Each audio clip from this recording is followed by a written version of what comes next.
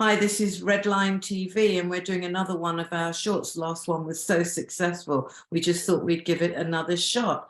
But we're very pleased today to have Michael Roberts with us, great Marxist economics. And what we're going to be looking at is the war between Russia and Ukraine. Now, there's been a lot of talk about the conflict. There's been very little conversation about the economics and the long-term economic effects, not just for Russia and Ukraine, but for all of us. So that's what we're going to be looking at just now. So without thinking about the ins and outs, the rights and wrongs of it, could you tell us briefly how Ukraine was doing before the war economically? Well, good morning, everybody, and Jackie. Ukraine was just about the poorest country in Europe. It's after the collapse of the Soviet Union, most of the countries of Eastern Europe deteriorated quite sharply in GDP and living standards for a period of time. And then in the case of those that were part of the European Union expansion and so on, they began to pick up. And even Russia too picked up with its energy revenues and so on in the period between 1995 up to about 2005 and the Great Recession. But Ukraine never did. Ukraine remained probably something like 35–40% below its previous GDP. And as the war began, it had a GDP of just $160 billion. Now, what does that mean? Well, that's about 1/20th of the GDP of the UK, considering the population of Ukraine before the war was about 45 million people, and the UK is about 65 million. So there's a bit of a gap, but it's 1/20th of the GDP. This was a really poor country in terms of living standards and its ability to grow, and it relied really just on a few basic resources like grain and other food products, and in particular also providing a transit for gas and other energy forms from the Russia into Europe itself. So this was a country that was on its knees before this war started. And from what I hear, it was also pretty corrupt as well, wasn't it? Indeed it was. It was voted the second most corrupt country in Europe by the European Council. You'll be interested to know that the most corrupt was Russia. So there we have a war now between what was voted the two most corrupt regimes in Europe. Even with the changes of government, whether they were, in the case of Ukraine, whether they were pro-Russian or pro-Europe, if you like, or pro-West, it didn't seem to make much difference. Siphoning off of funds provided externally and within the country was huge. The country was dominated by oligarchs, just as in Russia, who controlled various key industries and owned them. And they were able to not only dominate the amount of money that they were siphoning off for themselves, but also to actually control the political parties inside the Ukraine parliament. Each oligarch had its own political party, in effect. So what's the state of the Ukrainian economy now in the midst of this awful war? Well, after 1 year of war, it's been absolutely disastrous. The UK economy, Ukrainian economy have been actually annihilated, really. We know that 6 million people have been displaced from their homes, 4 million have left the country, which is a big blow, particularly as they tend to be the younger and most educated and skilled. And we've probably got a destruction of all the infrastructure and the homes and the continual bombing. There's power outages, as you know, that electricity power doesn't last for very long in the Ukrainian cities as they function.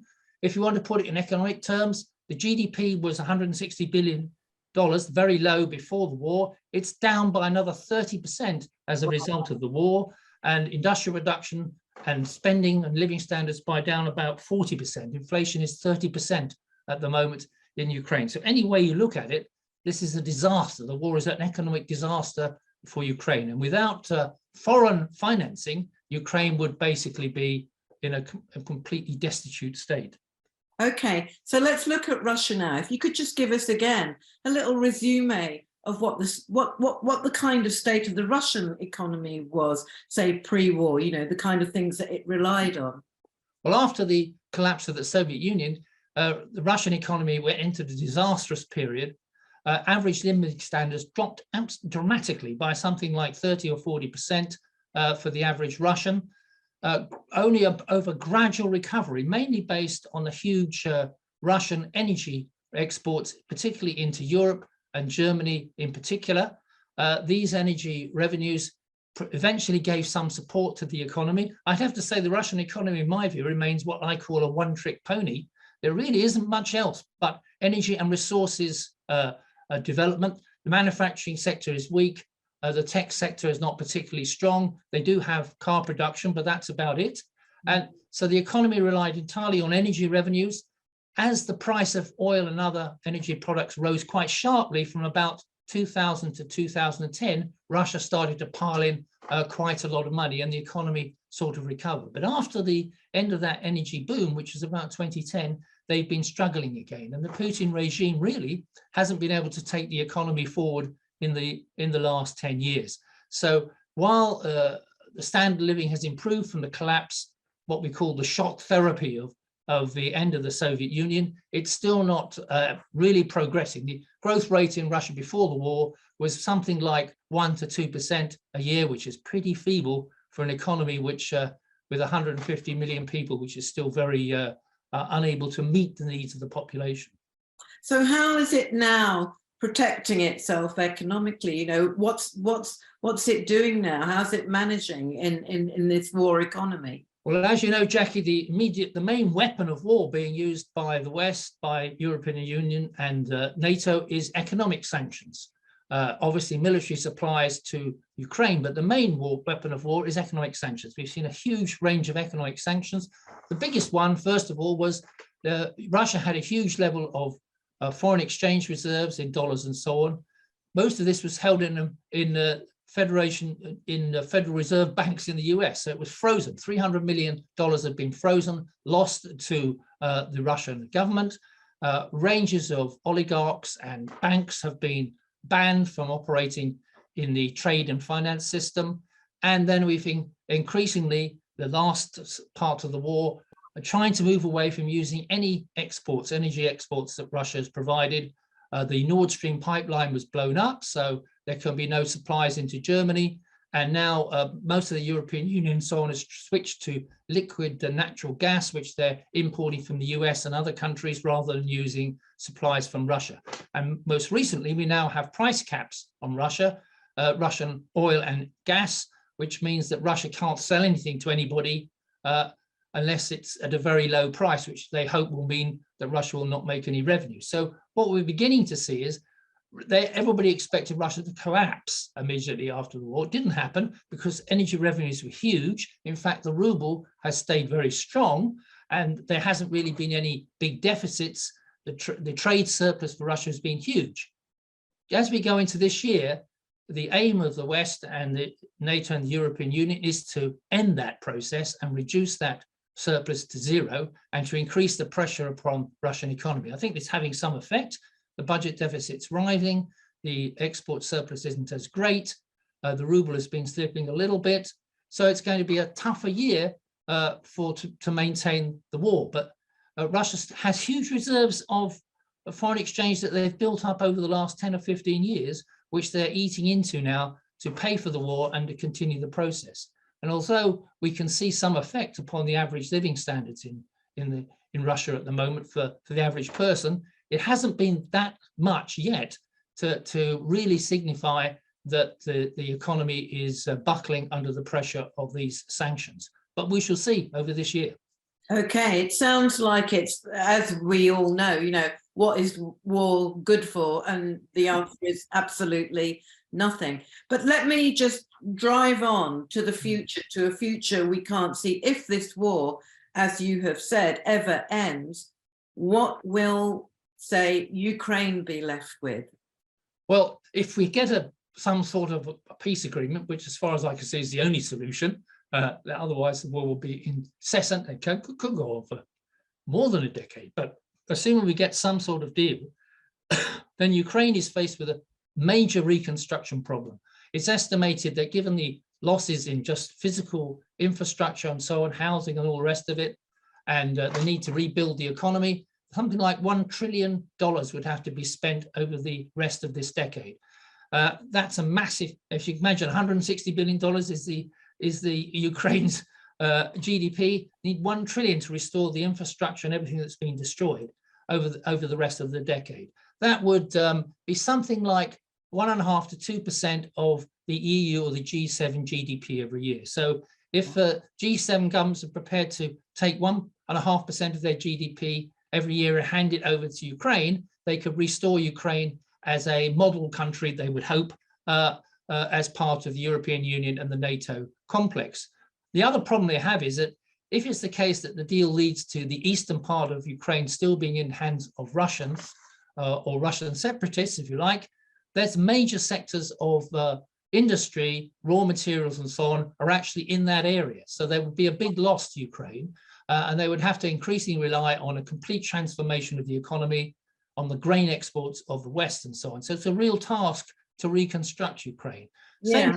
Russia would have deep problems as well, because of course it will presumably remain isolated and banned and from the rest of international trade as far as the West could apply that. Although Russia's again looking to the East now, it's looking to export to China and to Asia in general and vice versa. So an axis of trade and finance is slowly being developed towards Euro-Asia, if you like, including China, as an alternative to the direction that Russia had before. Whether that will succeed in being sufficient to sustain the Russian economy over the rest of this decade remains to be seen. But that's the sort of direction that things would go in. And it's a major problem. It could well be that it's just too expensive for the West to reconstruct Ukraine, and it will remain a sort of failed mess as we go into the next decade.